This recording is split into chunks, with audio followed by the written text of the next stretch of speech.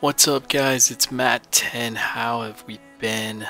It's been quite a while since my last video, official YouTube video. I think it's been a minute, so I apologize for that. I've definitely been very busy working on sliders. Guys at the Operation Sports EA Sports slider section, they know all about what I've been doing. Just kind of heading on that big old project that we try to do. Orion 523 and I have started with community sliders, just giving all the greatest input that we can as a community, testing constantly. We had, I think, 20 to 30 different sets. FIFA 16 started off really great, really fantastic out of the box, and then all of a sudden, a couple updates down the road, 1.05 was the worst, the absolute worst.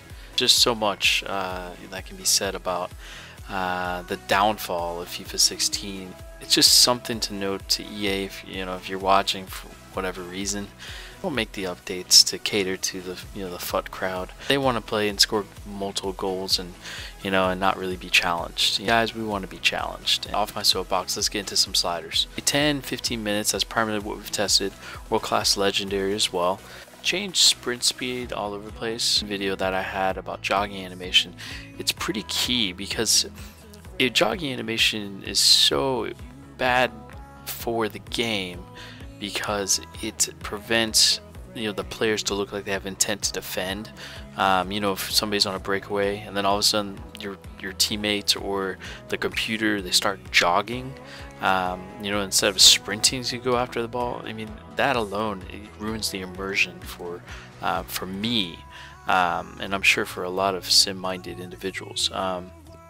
So that's really why sprint speeds just kept it at 50. We have tested it at higher levels. Believe me, we've messed with all these values and we've had higher sprint speeds. It's created some negative effects, ADD as I termed for FIFA 15, and also a little bit on FIFA 14 was attention deficit defending. And more so, FIFA 16 has a little bit less of defending of the ADD. It more so has it in terms of like loose ball ADD, where loose ball ADD is loose ball attention deficit, and it's just not knowing where the ball is. You'll see players run away from each other or run away from the ball. You'll see them go make a run even though the ball's still behind them.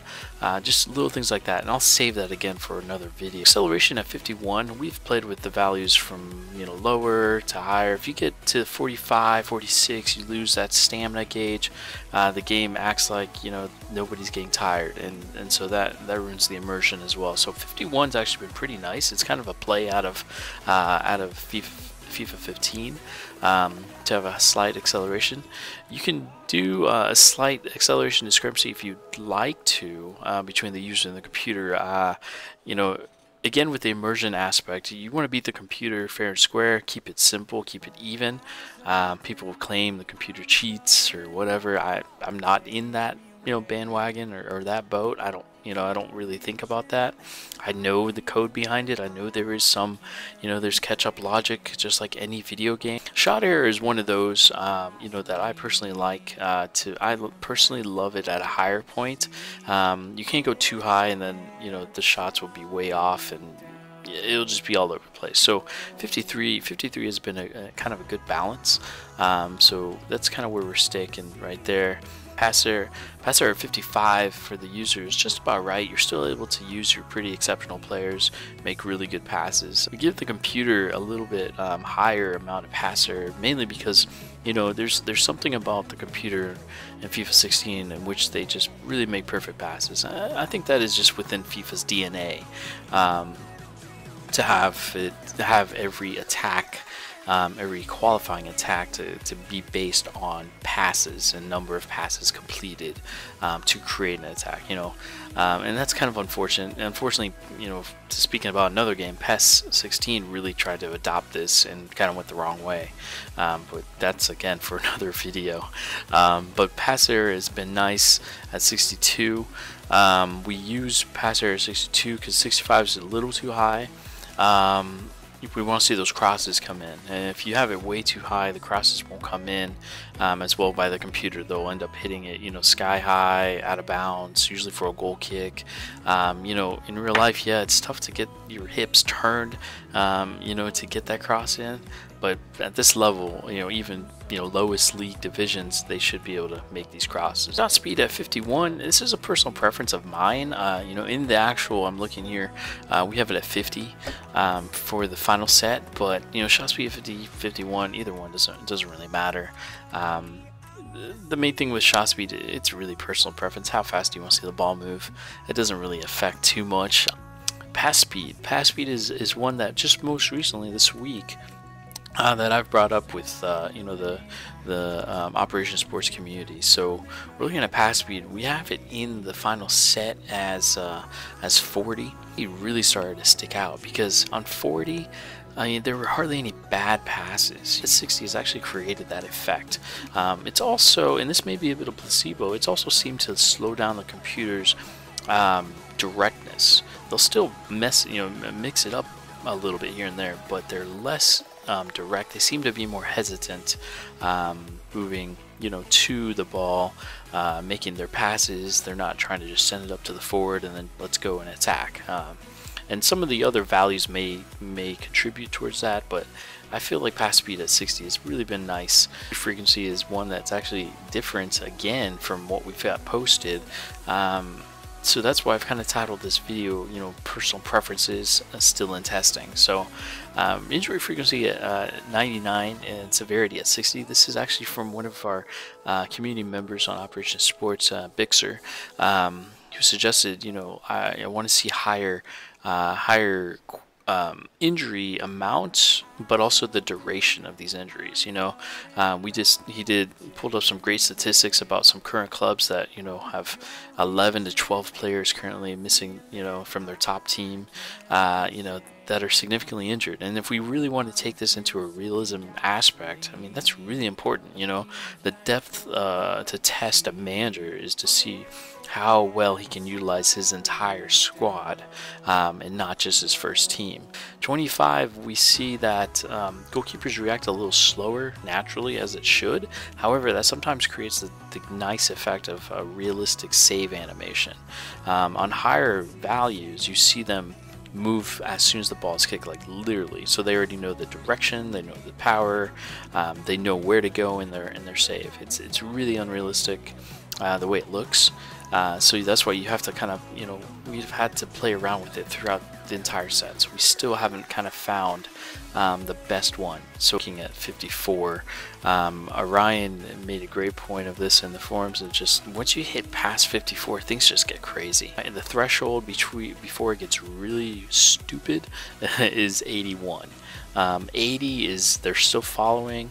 They're a little tight, but 81, it just becomes where your center defender, if you're attacking and your center defender somehow gets up to, let's say, a cam, he's going to follow that cam the whole time until the ball goes out of play.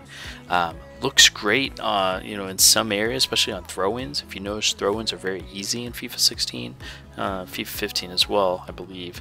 That's because the marking is just a weird value. I don't think EA has understood how marking works yet.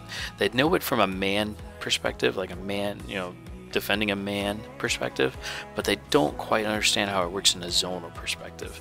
And so that's just one of those things that I think EA really needs to work on, because marking has so much potential to really make it all come together, which is the reason why, you know, I've had to adjust some things when I get into the line settings, of why we've had to adjust some significant line settings to compensate for the lack of effectiveness that marking brings to the table without, you know, things getting too crazy.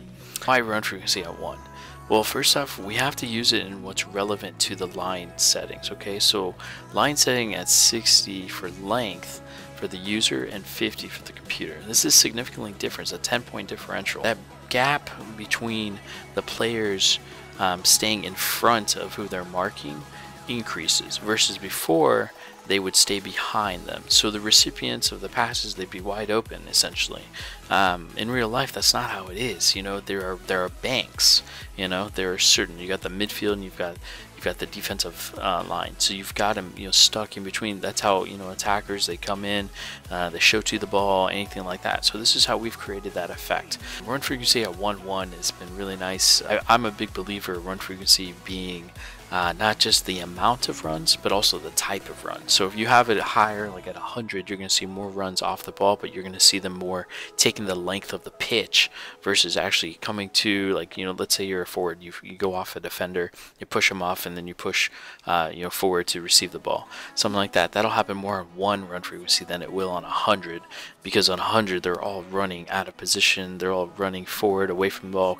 Line height at 50. This is, if you guys have seen my FIFA 15 videos, this is when I was this is what I was really reluctant to do. The main thing, because we've had several sets where we've had it in the 60s, one set even had it in the 70s, but we just left it at 50 now because twofold. One, it's allowing the crosses to come in better.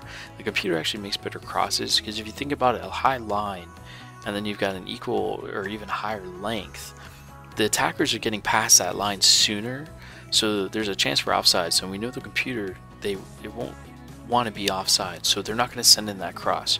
And so and then you've got also the lower run frequency, so now they're just getting kind of pushed out of position and the attack. And defensively, they're getting pushed out, not just on the defensive line, but also the midfield and also the attack. So line height's really tricky. Line height used to just control just the defensive line, but it also complements, I'm not gonna say complements, it also affects the entire shape. So you go, let's say for example, you go to height at 70, 80, your midfielders, even if the length is at 50, they're still gonna get pushed up all the way up the pitch. So now you have to compensate by putting length down to 30, for example, on an 80 height. That combination doesn't work, because then you get a whole bunch of cramped up football played within a 15 to 20 yard scale, and it just doesn't work. Width is at 52. This is just to compensate for the length as well, because as we increase length, the width of the pitch increases, so this balances it out. Fullback positioning, I've loved it at higher levels for so long. FIFA 14, FIFA 15, I even liked it for 16 for probably 90% of the time.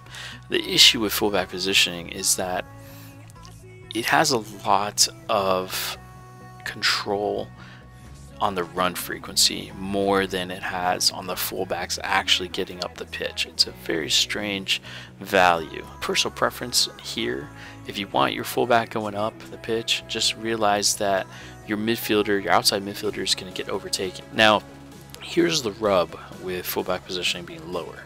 When it's lower, you're going to see less of set pieces of your defenders who are coming up for the attack, your midfielders coming up for the attack on set pieces. They're going to back off as soon as a loose ball happens. They're going to run away because they have this intent to get back into position. This is something with FIFA, EA has had such a disconnect on.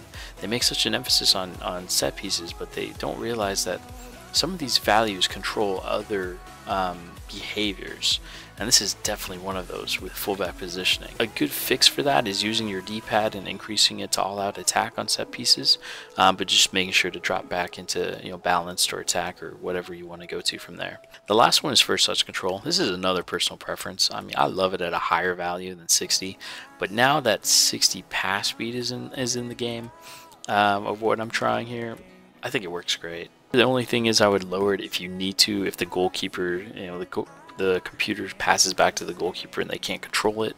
That would be the only thing. And that's the end of this video, guys. I just want to thank you again for first off subscribing. I reached over 1,000 viewers towards the end of last year. I still plan on getting a lot updated here. Gonna have my YouTube career mode going. Gonna have some golf action to upload. Gonna start getting into more of my NCAA. So there's going to be a lot more activity on my YouTube channel, and I do want to thank the guys over at Operation Sports. You guys know who you are. Big shout out to Orion for just being patient with me, trying all the extreme tests I've done, and him doing them as well, and then me trying. So Ryan and I are best buds. We write on FIFA Soccer Blog, and he's got such an eye for the game.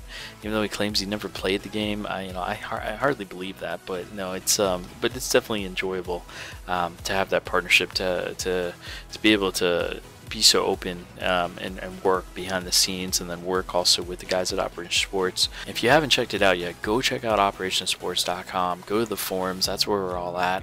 There's an EA Sports FIFA section. I want to thank you guys as always for for staying on board. I somehow reached 1,000+ viewers earlier in the last year, and I don't know how, because I didn't submit too many videos. So I really thank you guys for that.